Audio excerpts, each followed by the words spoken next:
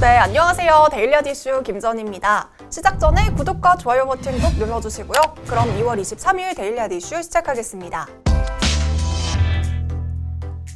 먼저 국내외 크고 작은 이슈를 알아보는 오늘의 테마 스케줄입니다.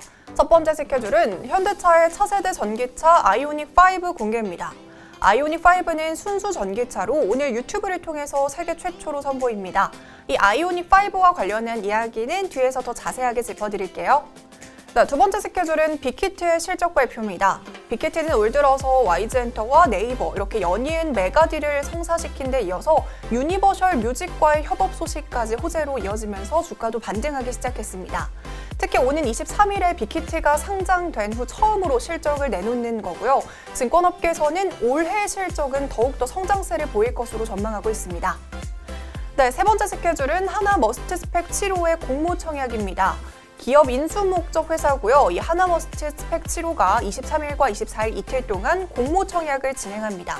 주관사는 하나금융투자고요. 확정 공모가는 2,000원입니다. 네, 지금까지 오늘의 테마 스케줄이었습니다. 네, 오늘 국내 증시는 코스피가 미국발 국채금리 인상의 영향이 지속되는 가운데 외국인의 매도세 1% 넘게 하락으로 출발했습니다. 전날에도 코스피 지수는 미국 10년물 금리 상승세의 부담을 느끼면서 20여일 만에 3,080선을 하회하고 약세를 보였습니다.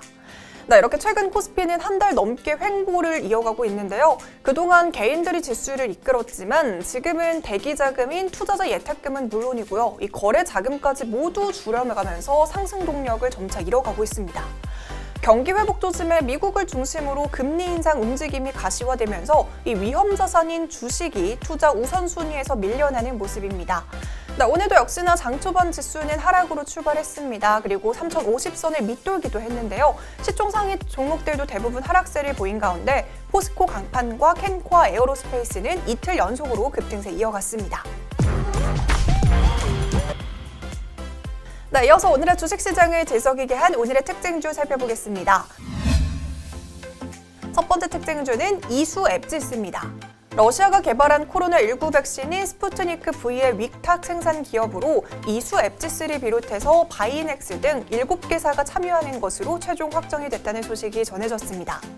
한 언론에 따르면 백신 개발을 주도한 러시아 국부펀드는 조만간 국내 7개 기업의 컨소시엄을 구성해서 백신의 위탁 생산을 맡길 것으로 알려졌습니다. 그동안에는 2단계 임상시험 이후 곧바로 러시아의 승인을 받았던 백신이라서 안전성과 효능에 대한 논란이 많았습니다. 하지만 최근에는 감염 예방 효과가 91%에 이른다는 연구 결과가 발표되면서 다시 주목을 받았고요. 각 나라에서 이 스푸트니크 긴급 사용 승인을 하려는 움직임이 나타나고 있습니다. 네, 이에 따라 미국과 유럽 국가의 주문량을 맞추기 위해 생산량을 늘릴 것으로 알려진 가운데 국내 기업들에게 위탁 생산을 맡길 것이라는 가능성이 거론되면서 이 국내 관련주들이 크게 오르기도 했습니다. 결국 이 스푸트니크 V의 위탁 생산에는 이수 앱지스와 바이넥스 등 7개 회사가 참여하는 것으로 최종 확정이 됐고요. 최대 5억 도즈의 백신을 생산할 것으로 알려졌습니다. 네, 이 소식에 이수 앱지스와 바이넥스는 장 초반부터 주가가 큰 폭으로 상승하기도 했습니다. 네, 두 번째 특징주는 세방전지입니다. 세방전지가 현대자동차 배터리팩 납품사로 거론이 되면서 급등세를 보였습니다. 현대차는 원래 현대모비스와 LG 에너지솔루션 합작사인 HL 그린파워가 생산한 배터리 모듈과 팩을 현대모비스를 통해서만 공급을 받아왔습니다. 하지만 전기차 시장 확대 등으로 현대모비스만으로 이 부품을 감당할 수 없고요. 전동화 시대에 맞춰서 기존의 내연기관 부품 협력사들의 체질 변화를 위해서 협력사 선정에 나섰습니다. 그리고 현대차 그룹이 최근 1차 협력사 대상업체로 세방전지를 선택했습니다. 이 세방전지는 로켓 배터리로 유명한 기업인데요. 현대자동차와 기아자동차에서 생산되는 차량의 40%가량이 이 로켓 배터리를 사용하고 있고요. 지난 2011년에는 독일의 자동차 브랜드인 폭스바겐에도 배터리 납품을 시작하면서 세계적으로 제품력을 인정받고 있습니다. 네, 이번에 현대차그룹은 세방전지 리튬이온 2차 전지를 기반으로 모듈과 팩을 포함한 대용량의 구동용 배터리 시스템을 제작하고 생산할 예정이라고 합니다. 더불어서 현대차그룹은 올해 안으로 2차 배터리팩 외주업체를 추가로 선정할 방침인데요. 인지컨트롤스와 삼보모터스가 2차 선정 업체 후보로 알려져 있습니다. 네, 세 번째 특징주는 K사인입니다. 이 닛 옐런 미국 재무부 장관이 비트코인의 위험성을 경고하면서 그 대안으로 디지털 달러를 개발해야 된다고 언급했습니다. 최근 급등하고 있는 비트코인을 향해서 옐런은 종종 불법 금융에 사용된다는 점이 걱정된다라고 발언을 했는데요. 더불어서 비트코인은 거래를 수행하기에 극도로 비효율적인 수단이며 그 거래 과정에서 소모되는 에너지의 양은 믿을 수 없이 많은 정도라고 표현하면서 비판을 쏟아냈습니다. 그러면서 옐런 장관은 연준에서 준비 중인 자체 디지털 화폐에 대한 기대감을 보였습니다. 연준의 디지털 달러는 더 빠르고 안전하며 저렴한 결제 수단이 될 수 있을 것이라고 생각한다고 발언을 했는데요. 네, 이에 오늘 국내 증시에서는 K사인이 주목을 받았습니다. 네, 이 K사인은 자회사 SC테크원과 지문 인증 암호화폐 하드웨어 지갑인 터치X 월렛 개발을 하면서 디지털 화폐 관련주로 분류가 되고 있고요. 장중에 6% 넘게 강세를 보였습니다. 네 번째 특징주는 비트코인 관련주입니다. 네, 비트코인 정말 변동성이 큰 것 같아요. 최근에 5만 달러라는 역대급 숫자를 돌파하면서 급등세를 보였던 비트코인 가격이 또 하루 사이에 급락세를 보이면서 이 비트코인 관련주들이 약세를 보였습니다. 특히 앞서도 말했던 미국 옐런 장관의 비트코인 비판, 더불어서 머스크가 이 비트코인 가격이 높아 보인다라고 발언을 하면서 급락세를 보였습니다. 비트코인 가격이 떨어지자 국내 비트코인 관련주들도 이 주가가 우수수 떨어지는 모습이었는데요. 그동안 상승세를 보여왔던 위지트와 우리기술투자, 비덴트와 다날, 갤럭시와 머니트리 등 10% 이상의 낙폭을 보이면서 일제히 하락세를 보였습니다. 네, 그럼 본격적으로 오늘의 핫이슈 알아보겠습니다. 오늘의 핫이슈는 베일벗은 현대차 아이오닉5, 테슬라 전면 승부 가나입니다. 네, 현대차의 야심작이라고 할 수 있죠. 현대차의 전기차 전용 플랫폼인 eGMP가 처음으로 적용된 아이오닉5가 드디어 오늘 온라인을 통해서 베일을 벗었습니다. 현대차는 23일 오후 4시 현대차그룹 공식 유튜브 채널 등을 통해서 전 세계에 아이오닉5를 최초로 공개했는데요. 정의선 현대차그룹 회장이 구상하는 미래 모빌리티 사업의 새 시대를 열어갈 핵심 전략 차량으로 꼽히고 있습니다.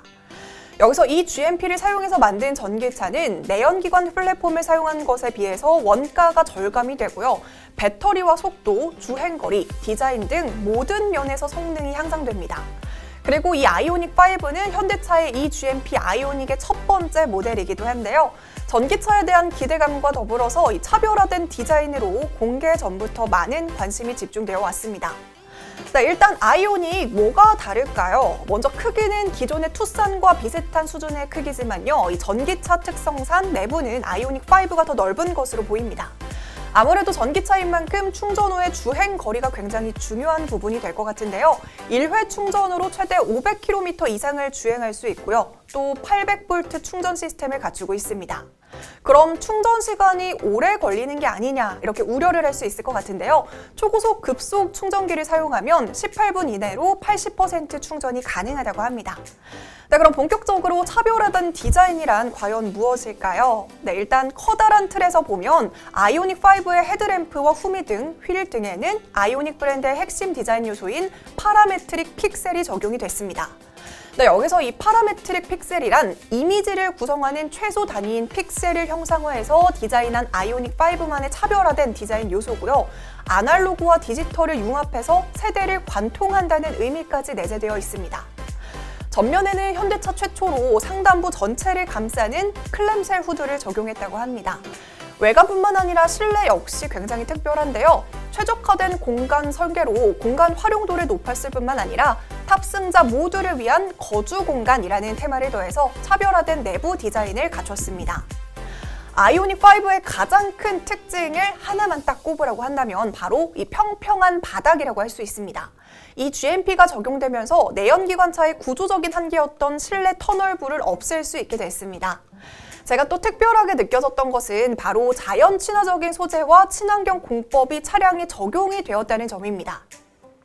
현대차에 따르면 이 가죽 시트 일부와 도어 팔걸이에는 재활용 투명 페트병을 분쇄하고 가공한 직물을 사용을 했고요. 도어와 대시보드 그리고 천장과 바닥 부분에는 사탕수수에서 추출한 바이오 소재를 활용했다고 합니다. 이렇게만 들어도 아이오닉5가 미래 모빌리티의 한 획을 그을 것 같은 느낌인데요. 현대차 역시 아이오닉5로 세계 전기차 시장의 판도를 뒤집을 계획입니다. 현재 세계 전기차 시장에서 현대차 그룹의 판매 순위는 테슬라와 폭스바겐, 르노, 닛산 등에 이어서 4위입니다. 점유율은 7% 정도인데 1위인 테슬라와는 아직 격차가 큰 상황이죠. 현대차는 아이오닉5를 시작으로 후속 모델을 빠르게 출시해서 선두그룹과의 점유율 격차를 줄여나간다는 전략입니다.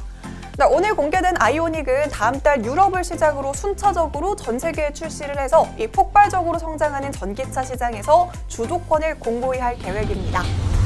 오늘 제가 준비한 소식은 여기까지입니다. 이 영상들 아직 안 보셨다면 함께 시청해주시고요. 오늘도 시청해주신 모든 분들 고맙습니다.